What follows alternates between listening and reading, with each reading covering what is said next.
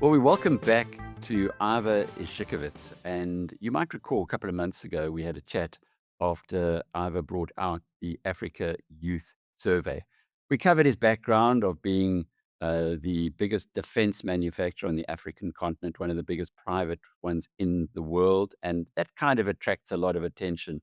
But what I'm excited about talking to him this morning is Zambia. We've just had another election in Zambia, and Hichilema, who the Biz News Tribe got to know through Muzi Maimani. You might recall Muzi was arrested under the previous leadership, and he said that was nothing when he went to visit HH. But he said that was nothing because HH had been in jail something like 6 times, where he'd been the leader of the opposition. Eventually, the Zambians voted him into power, and my goodness, what a transformation! Ivor's got the best detail, the best information on this, but just anecdotally, Ivor, talking to a friend of mine who spends a lot of time driving, he loves taking his 4x4 into different parts of the continent. He says it's stark the difference when you drive through Malawi, where there's abject poverty, and Zambia, where there are just trucks on the road, and it seems that everything's booming there. And you travel a lot. Is this your experience too? Alec, I have to tell you, I'm biased. I love Zambia. I've always loved Zambia. I think the place is remarkable. The people are phenomenal. And it's a country that's it's got energy. It's got a heartbeat. And that's absolutely my experience. I think that the Zambian people are educated, and they know the potential of their country, and they're working towards achieving it. So it's absolutely my experience of the country. And we can now quantify it because the Africa Youth Survey, which is conducted every 2 years by your foundation, uh, looks at Zambia as one of the 16 countries. And I just want to highlight something that it caught me. 2022, 10% of the youth were kind of, optimistic about the future. 10%, but like I suppose we aren't too far away from that in South Africa. It had gone up to 23% 2 years later. And now the latest survey, 55%. That's astonishing. Is this HH factor or is there something else at work here? No, this is 100% the HH factor.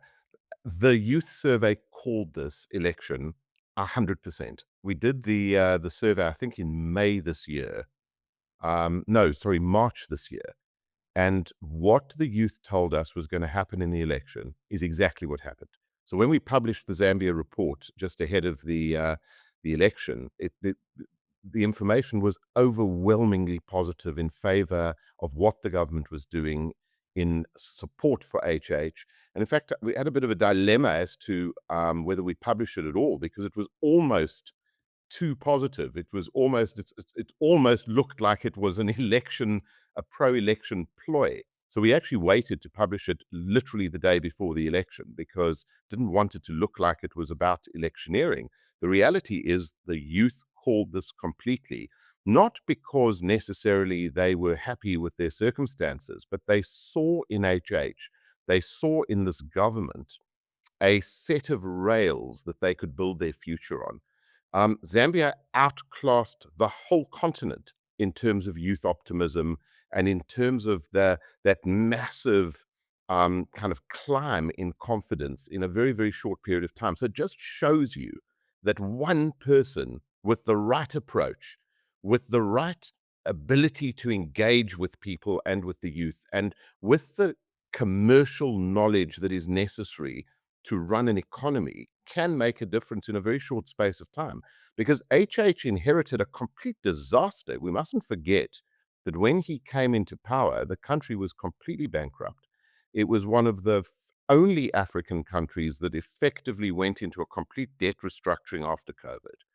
And he in 4 years, turned the country around in that he was able to go from a pretty much full debt restructuring into a country that investors were prepared to trust again, and an economy where the people on the ground believed that they had a future from nowhere.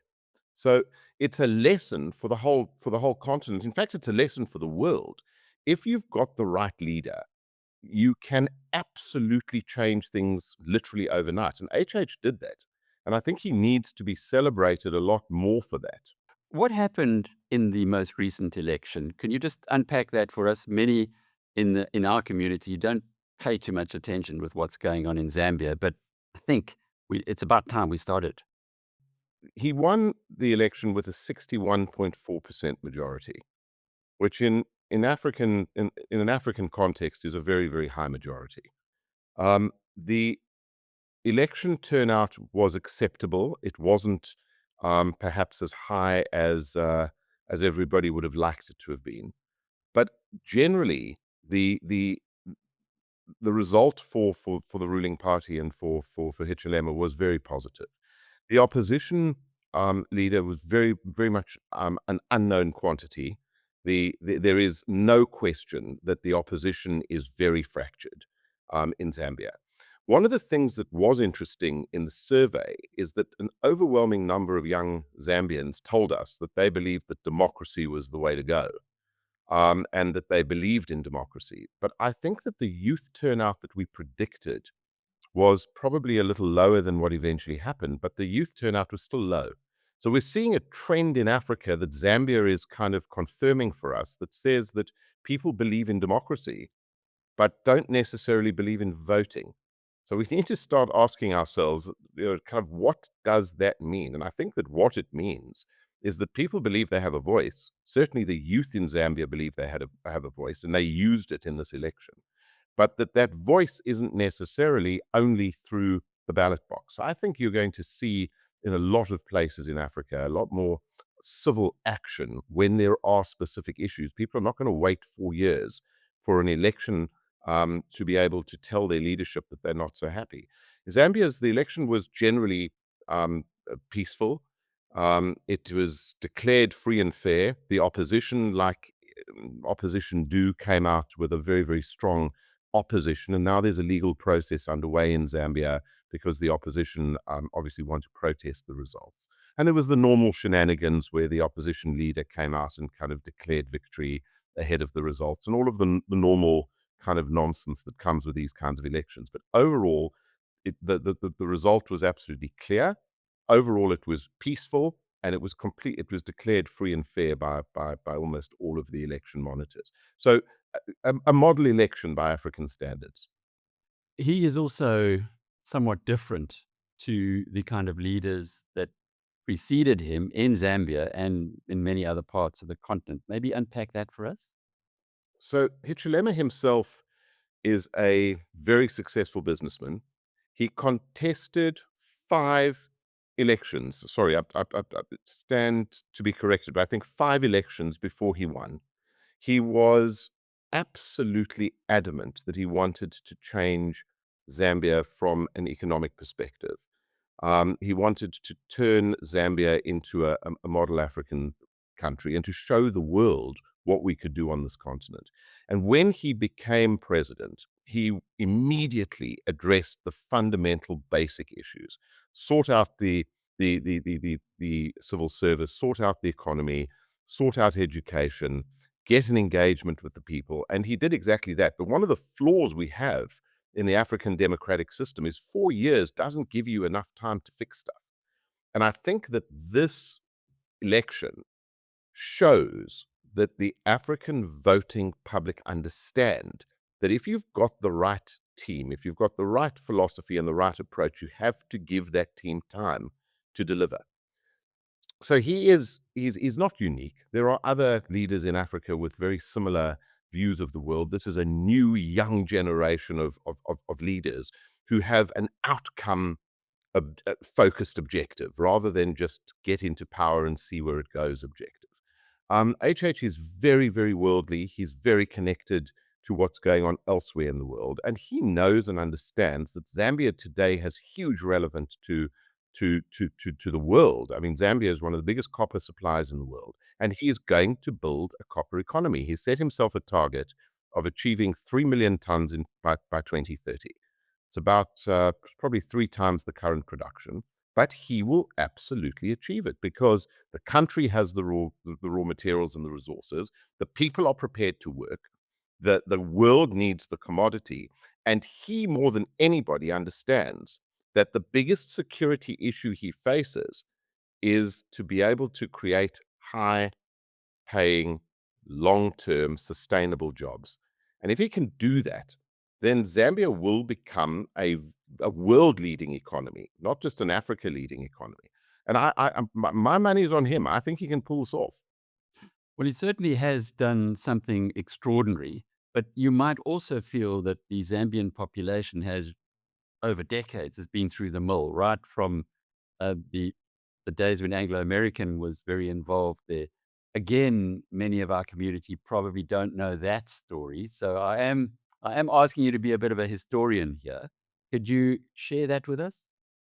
Well, Zambia was a real colonial, a colonized country that had um, a, a, a post-colonial history that was just set up with a government to feed the colonial powers in exactly the way that they had been fed while they were running the country. They literally turned around to the locals and said, kind of, here's the headaches, we'll keep the economy. And with huge respect to Anglo American and others, who I think did amazing things for Africa, amazing things for the mining world. They also didn't do a huge amount to empower the people, empower the locals to secure real benefit from the resources that they were extracting. And I think a lot of the history of the country came down to having governments that were really just supporting the large international mining companies who were carrying on doing exactly what they'd done during the colonial days. Um, HH really broke that mold completely, because instead of allowing the country to be polarized, which is what's been happening in the rest of the world, he said we've got space here for everybody. So he came into a country that where Anglo-American, to a large extent, had been ousted by the Chinese, where there was a massive pull from the Russians, the Chinese, and the Europeans to capture the copper resources in Zambia. And he said, look, that's not going to happen. We're going to talk to everybody. The Chinese are here. We're going to deal with them. The US isn't here. We want to deal with them. Europe is here. We need to reset. Now, and he came in at a time when a lot of the mining licenses were up for renewal. And instead of canceling the licenses, instead of using that as an opportunity to kind of clean the slate and give everybody else a turn to eat, what he did is he renegotiated the right deals for the country. Now, the Anglo-American deal in Zambia was not the right deal for the country. He also then said to everybody, including all of the incumbents, you're going to employ Zambians, you're going to add and beneficiate in our country, and you're going to show me an investment plan into 2030 that is going to take us to 3 million tons of copper, and you're going to go and explore the rest of the country. And you're going to do so because you're going to be long-term residents and citizens of this country. And I think that that's a discussion that never happened in the Anglo-American days. This was a case of Zambia belonged to Anglo-American and others, and the country and the government was expected to do what they needed, as opposed to the investors doing what the people of the country need. And I think that's the change that he's made that's so dramatic. Healthcare matters, but what matters most? Having cover for the people who keep this business going. Bonitas is there for you when it counts. Bonitas, medical aid for South Africa. Visit bonitas.co.za and find your plan. And the fact that it is working, the fact that he has been re-elected, means that the people of the country presumably are understanding this now. But Ivor, what about the message? You did say that you love Zambia and that it could be a role model for other parts of Africa. What about South Africa, where in your survey of the 16 countries, our youth are the most disenchanted with what's going on at the moment? What can we learn from the Zambian model? I think, Zambia and South Africa are a couple of thousand, Lusaka and Pretoria are a couple of thousand kilometers away. You could probably cycle it in a couple of weeks. In a couple of days. The reality is that the two countries could not be further apart. Here we have Zambia, with a youth that is upwardly mobile, that's got a vision for the country, that's positive about their future. And here you have South Africa with a very similar history to Zambia. I mean, clearly, there are some unfortunate added nuances like apartheid in the middle of it all, but um, where we have a youth that has no perspective of any positive signs in their future. And there are huge lessons for South Africa from the Zambian reality. I think that I would love Cyril to get in a room with HH and just have a chat about what it's like to be investor friendly, what it's like to be able to start addressing the basic needs of the people, what it is like to be able to look at your country like a business. And what does a business need? Business needs stability. It needs to feel secure. It needs to feel safe. And what do people need in the streets? Exactly the same things. So one of the things the Zambian youth told us, which is really interesting, is that the overwhelming majority of Zambian youth actually feel safe every day. They feel safe to walk in the streets. They trust the police. What are the South African youth telling us? They've never felt more unsafe. They don't trust the police. What are the Zambian youth telling us? They believe that everybody is equal in front of the law. What are the South African youth telling us? Nobody is equal in front of the law. So these are very, very basic lessons that South Africa can learn from Zambia. And hopefully future governments in South Africa will get that, because otherwise we will be left so far behind. It was extraordinary. There's so much in what the Zambian part of the survey told us, but it was extraordinary that 70% of them actually trust the police. What is the South African figure by contrast? I don't have it. I don't have it off But not 70%, that's for sure. But it is way below 30%. It is in fact, very few, if any, young South Africans believe that they can trust the police. So the number for me that was most interesting in South Africa is that overwhelming majority of youth, right across geographies, right across income bands, don't feel safe in their own country. So if the people don't feel safe, how do businesses feel safe?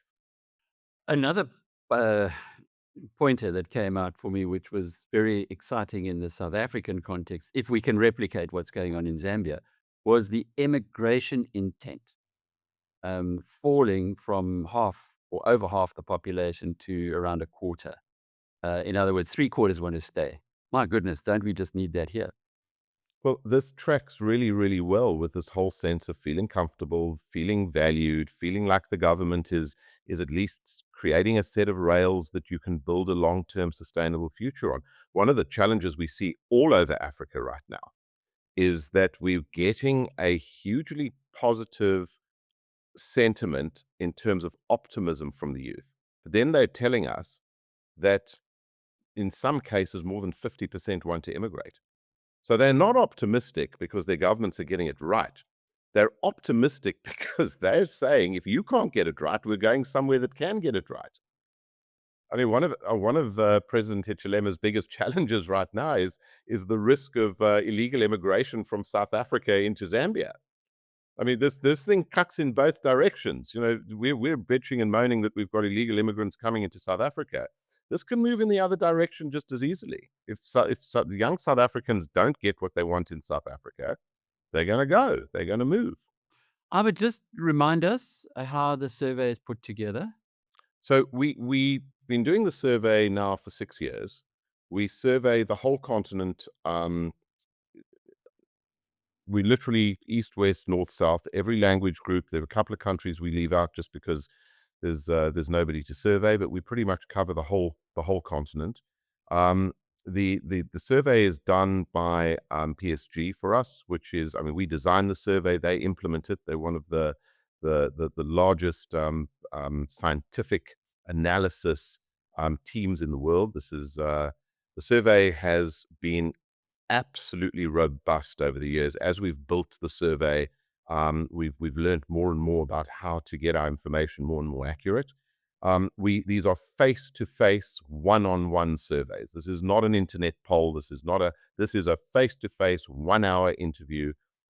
We cover thousands of people in each country, and we have a base of a couple of countries that we do every single year, and then we add additional countries to that. And then what we do is we're now starting to pull individual individual country assessments, reports, so that their governments have actually got material they can use to actually make a policy. The survey is made available to policy makers all over the world, and it's starting to become a standard reference now for anybody that is making policy on Africa. And we're absolutely religious about this. We talk to young Africans that are the next generation of leadership in waiting. And the age group is between 18 and 24, and we restrict it to that. And it's very important to note that what the 18 to 24-year-olds are thinking is not what the whole population is thinking. But what we're finding is that it's an incredible reference point. We called the Zambian election, I think, within a couple of points. We called the Botswana election. We identified coups that were about to happen in West Africa. I mean, the results of the survey we're literally building a crystal ball into the future of the continent. Now, after our last conversation, there were some quite stark comments that you made. If I was sitting in Pretoria in the houses of power, I would certainly have called you in for a chat, or come to see you rather for a chat. Have you had any engagement with the South African politicians or governments? I think we try all the time. I love South Africa. I feel this is my home. I want nothing more than to see this country succeed. I also believe that there are many people like me who want to see this country succeed.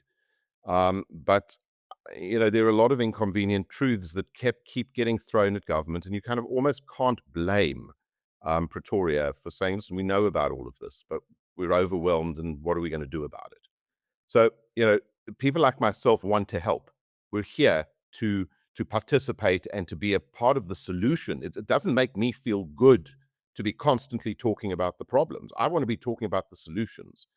And I think that there again, there's a sharp contrast between South Africa and Zambia. I know that President Hichilema is calling in all the people that can help him come up with the solutions to be part of helping come up with the solutions, as opposed to South Africa, where I think that government today has complete fatigue from people that are just telling them about the problems. So as a result, not necessarily engaging as broadly as they can or they should be. So if there's one thing out of the Zambian success story to date, it certainly is that it's very clear in what came out of the survey, and it's clear in the economic data as well, and the fact that H.H. Hichilema got re-elected with a bigger majority. If there's one thing out of this, what would it be that if you did have that phone call from Cyril, what would you tell him? Treat your country as if it were a business. Be good to your people. Value the people that deliver and reward them, and deal with the people that don't.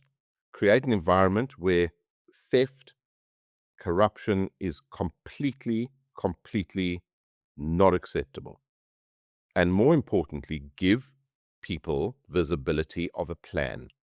Make people feel that there is a plan and that investment can be long-term. There are people committing billions of dollars of investment to Zambia instead of bringing it to South Africa. If you have a mining license in Zambia, the chances are you're going to get to keep it. Not sure that that's the perception in South Africa. It might not be the truth. It might not be the reality of what the law says. But the perception is that if you get one in Zambia, you're going to get to keep it. And if you get one in South Africa, you might not. Now, and therefore, the next big message is don't give people the opportunity to speculate. Stay consistent. And South Africa can be so fixed. This is a country with such incredible potential, opportunity, energy. All we have to do is create a partnership between the private sector, business, and government. And I think that that's what Zambia has taught us. Create a partnership. And then the partnership will go forward and do what's good for the partnership. And I'm not suggesting government must not protect the rights of the country and look after the interests of the people. That's exactly what Hichilema is doing. He's putting his people first, but he's bringing investors and business along. So they're not in conflict in terms of what is to be achieved for the country. They're actually working in concert in terms of what is to be achieved for the country. But please don't get me wrong. Hichilema's got a huge task ahead of him. This is not the fact that he's been awarded such a strong mandate now is because people believe he can carry on and create results on the ground based on the policies he set for himself. He's now still got to deliver. In South Africa, we haven't yet even created that set of rails on which delivery can happen. And I think that the biggest message for government is sort out the foundation. Once the foundation's sorted, bring on board the partners. Bring on board all of the people who know what the problems are and tell them, listen, you know what the problems are? Here's a mandate to go fix it, and we'll do it in partnership. And that's where the future of South Africa lies. And we're here. I'm here. Just phone me. And the young people in Zambia are seeing it. The young people in South Africa desperately need to as well. Ivor Ichikowitz is the chair of the Ichikowitz Family Foundation and the founder of the Paramount Group. I'm Alec Hogg from BizNews.com.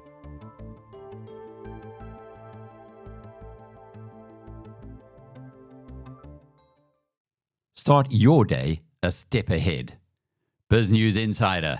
It delivers the business stories that matter every morning straight to your inbox, sharp, fast, and free. Subscribe now.